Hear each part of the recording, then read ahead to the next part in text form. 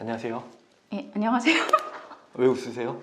네, 오랜만에 뵈가지고 어색해서요. 스타트업 랩 박예인 노무사님 함께 하셨습니다. 네, 안녕하세요. 반갑습니다. 반가. 되게 어색한데 네, 다시 한번 분위기를 좀 업시키면서 요새 건강관리 잘하고 계시나요? 시국이 시국이니 만큼. 네, 마스크도 잘 쓰고 있고요.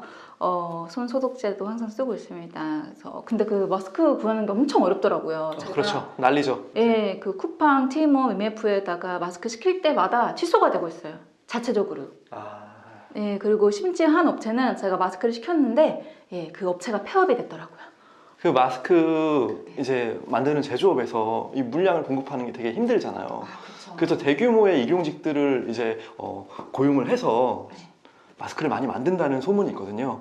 그래서 준비해봤습니다. 저희가 오늘은 일용직에 대한 노무의 어떤 관련된 사항들, 그 다음에 세무 처리는 어떻게 하고 있는지에 대한 전반적인 일용직 신고의 모든 것. 멋있다. 어색하네요. 죄송합니다. 먼저 그 일용직의 좀 정의가 필요한데요. 아시는 분들은 아시겠지만 이 세법적으로 정의하는 일용직의 정의와 이 고용노동 근로기준법이라고 얘기하나요? 근거법이 뭔가요? 근거법은 이제 고용보험과 산재보험 징수에 관련된 법, 약간 그 법에서 일용직을 정의하고 있는 거다. 근데 그게 이제 노동계 전반에 이제 정의되어 있는 그러한 이제 의미다라고 하면 되는 거죠. 네. 그래서 우선은 세법적인 정의와 이러한 노동법상에 정의하고 있는 일용직이 좀 차이가 있다는 걸 이해하시는 게 좋습니다. 네, 맞아요. 먼저 세법적인 정의는 의외로 단순합니다. 그냥 일용직은 사실 이제 지속적으로 정규직으로 고용이 되지 않은 사람, 그런 분들에게 지급하는 이제 급여, 이런 것들이 일용직으로 신고가 되는 건데요. 그 기간을 이제 세법적으로는 이제 3개월로 보고 있거든요. 3개월 이상 고용관계를 유지하면서 급여를 받으면 정규직의 형태로 인지를 하고 있고, 그거에 따른 세무 처리와 신고 납부를 하셔야 되는 거고요. 3개월 이내로 근로관계가 유지되고 그게 종료가 된다. 그러면 그분에 대해서는 일용직으로 신고를 할 수 있는 게 세법적으로 정의가 되어 있는 일용직입니다. 그럼 3개월 계약직까지는 그냥 일용직이라고 보는 그렇죠. 거겠네요, 세법적으로. 사실 저희는 저희라고 하기 좀 그렇지만 일용직이냐 그렇지 않냐를 이제 세무적으로 판단할 때는 그 기간의 근거에서 판단을 하는 거고요. 그거에 따라 이제 세무 처리 방법이 달라지는 겁니다. 일용직에 대한 지급명세서 제출과 정규직에 대한 근로소득 지급명세서 제출은 좀 차이가 있고요. 요새 한창 열심히 근로자분들이 할 수 계시는 연말정산, 이게 바로 이제 정규직 근로자들이 1년 동안에 그 회사로부터 받은 근로소득에 대해서 각종 공제를 차감해서 실제 납부할 세액을 확정하는 과정, 이게 이제 하나의 근로소득 지급명세서 제출의 일종이거든요. 그래서 그것을 하는 게 이제 일반적인 정규직이시고요. 일용직 근로자분들은 3개월에 한 번씩 신고를 하셔야 됩니다. 그래서 노동과 관련된 얘기를 먼저 하기 전에 세무적인 신고 내용들을 먼저 정리하자면, 일용근로소득에 대해서는 1분기, 2분기, 3분기, 4분기에 대해서 그 분기의 말일로부터 다음 달 10일 이내까지 일용근로소득에 대한 지급명세서를 제출, 신고하셔야 됩니다. 그럼 마지막 달이 이제 뭐 2월 이제 이번 연도는 29일까지 있으니까 29일까지면 3월 10일까지. 아니죠. 이제 1분기. 1분기? 1분기가 끝나는 게 3월 31일이니까 4월 10일까지. 네, 그 다음에 2분기는 7월 10일까지. 3분기는 그렇게 10월 10일까지. 마지막 4분기는 다음 연도 1월 10일까지 신고하는 것으로 19년도부터 이 세법사항이 개정되었습니다. 그럼 일하시는 분들 엄청 바쁘시겠어요. 그렇죠. 이제 3개월 단위로 신고를 하는 날은 아시다시피 이 10일 날은 원천세 신고 납부 기한이기 때문에 그 원천세 신고도 가감없이 잘 정확하게 계산해서 신고 납부하셔야 되고, 이러한 일용 근로소득에 대한 지급명세서도 3개월 단위로 제출하셔야 됩니다. 또 하나 추가로 말씀드릴 수 있는 게 그 근로소득, 간이근로소득 지급명세서 제출이라는 게 있습니다. 이것도 19년도부터 추가로 개정된 세법사항인데요. 일용근로소득을 제외한 근로소득과 사업소득을 지급하는 원천징수 의무자는, 즉 회사를 말하는 건데요. 그러한 회사는 이제 1년에 2번 방금 말씀드린 그 사업소득과 근로소득에 대해서 지급조서를 제출하셔야 됩니다. 상반기에 대해서 즉 1월에서 6월까지에 대한 지급분은 7월 10일까지 그 다음에 7월부터 12월까지 지급분에 대해선 다음 연도 1월 10일까지 신고하셔야 됩니다. 납부는 원천세를 통해서 매번 그 달의 10일 날 납부를 하시는 거고요. 그 내용들을 모아서 상반기와 하반기로 구분해서 신고를 하셔야 되는데 또 이 신고를 하지 않으면 0.5%의 가산세가 있기 때문에 이게 이제 19년도 새롭게 들어온 세법사항이어서 일부 좀 누락되거나 실제 실무진에서 약간 실수나 정확한 계산이 약간 좀 미비해서 약간 오류가 발생하는 경우가 종종 있더라고요. 그래서 꼭 챙기시고 이제 신고를 하시면 좋을 것 같습니다.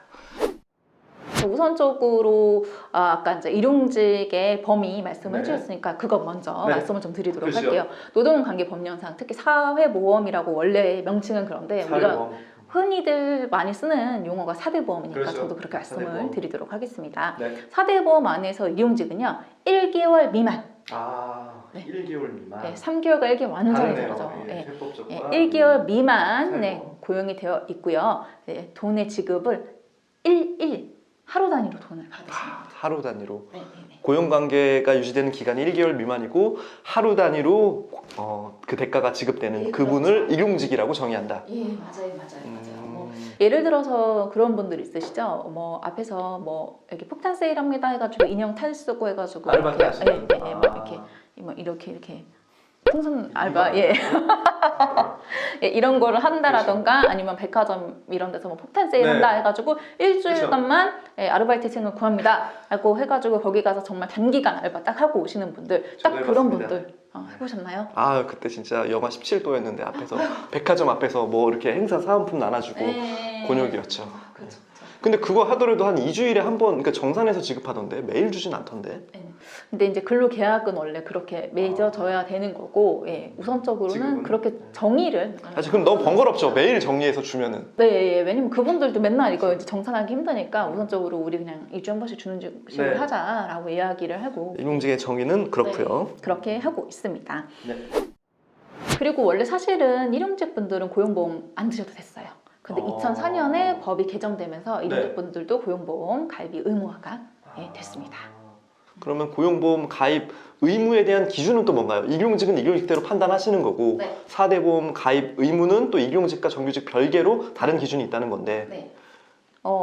우선적으로 일주일에 한 달에 60시간 이상 일을 하시는 분들. 그러니까 한 달 미만이고 일일로 정산해서 지급을 하더라도 그 사람이 한 달에 일주일에 60시간 이상 근로를 하게 되면 사대보험 그냥 의무 가입 대상인 거네요. 네, 그렇죠. 예전에는 이제 고용보험을 봤을 때 그런 게 있었어요. 이 일을 생업으로 하는 사람에 한해서 고용보험을 가입해야 된다라고 이야기를 했었는데 이게 이 사람이 이걸 생업으로 하는지 안 하는지 우리가 이걸 판단할 수 있나요? 네, 그렇기 때문에 이제 그 조항이 없어졌습니다. 그래도 그래요. 그럼 비껴갈 여지가 없는 거네요. 거의 없다라고 보시면 되고요. 지금 이제 고용 산자에만 이야기를 하고 있지만 더 나아가서 연금하고 건강도 말씀을 드릴게요. 네. 연금 같은 경우에는 좀 변경된 지가 오래됐는데 연금 같은 경우에는 한 달에 8일 이상 근무하고 8일 이상 근무하고 60시간 이상 근무를 하는 경우에는요 무조건 가입을 하셔야 돼요. 그런데 건강보험은 2020년도 1월부터 변경됐습니다. 똑같이. 그러니까 기본적으로 이제 우리가 한 달을 이렇게 봤을 때요. 일을 하는 날짜가 7일을 넘지 않고 60시간을 넘지 않는 경우에만 사대보험을 안 든다라고 생각하시면 돼요. 그럼 진짜 단기 알바네요, 말 그대로. 네, 정말요. 정말 우리가 말 그대로 생각하는 스쳐가는 인연으로서 잠깐 나 좀 도와줘 이러고 빠이빠이 이런 사람 또 구할게 뭐 이런 식으로 가는 인연들만 일용직에 해당되겠네요. 그래서 이제 커피숍에서 주말만 근무를 하는 친구들 있잖아요. 그런 친구들 같은 경우에도 주말을 우리가 따져서 봤을 때 8일 나오는 경우도 있고 하잖아요. 그렇죠. 그럼 그 친구들 같은 경우는 국민연금공단에서 바로 이제 날라옵니다. 방금 말씀하신 사항은 한 달 미만의 일용직이라도 매달 한 번씩 근로소득 확인 내역서인가요? 문서명은? 근로 내용 확인 신고서. 근로 내용 확인 신고서. 고용보험공단에 이제 제출해야 된다는 거죠. 네. 그렇죠. 그러면 거기 산재까지 같이 이제 다 관할하고 있으니까 그 보험료가 이제 추징돼서 뭐 관련된 내용을 신고하고 납부하면 되는데 그 내용을 보면 거기에 정보가 담겨 있기 때문에 그렇죠. 나머지 이제 건강이나 연금, 국민연금에서 가만히 안 있는다는 거죠. 왜냐면 다 연결이 돼 있으니까. 네, 4대 보험은 통합센터인가요? 네, 그렇죠. 홈페이지도 연결되어 있고 거기는 그럼요. 서로 국세청과 또 4대 보험이 연계되어 있어서 그렇죠. 정보를 주고받고 이런 부분이 있으니까 사실 일용직은 그냥 4대 보험 가입이라고 보시면 돼요. 현실적인 일용직은 그냥 진짜 말 그대로 단기 알바가 아니고서는 대표님들 머릿속에 일용직이니까 4대 보험 안 해야지, 이거는 이제 크나큰 이슈를 안고 사업을 시작하는 거다, 진행하는 거다, 이렇게 볼 수 있겠네요. 네.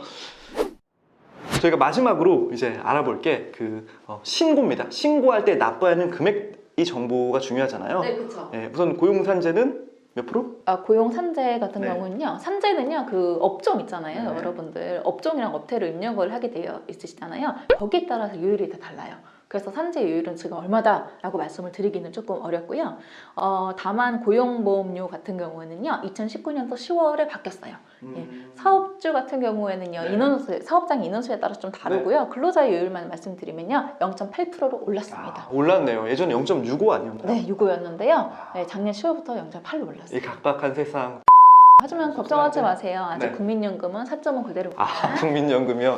거기는 한도가 오르잖아요. 네, 그렇죠. 거기는 계속 한도가 오르. 아니 뭐 좋은 거죠. 저희의 사회 보장 시스템이 더 재정이 튼튼해진다는 네. 그러한 뜻이긴 한데 약간 씁쓸함을 감출 수는 없고.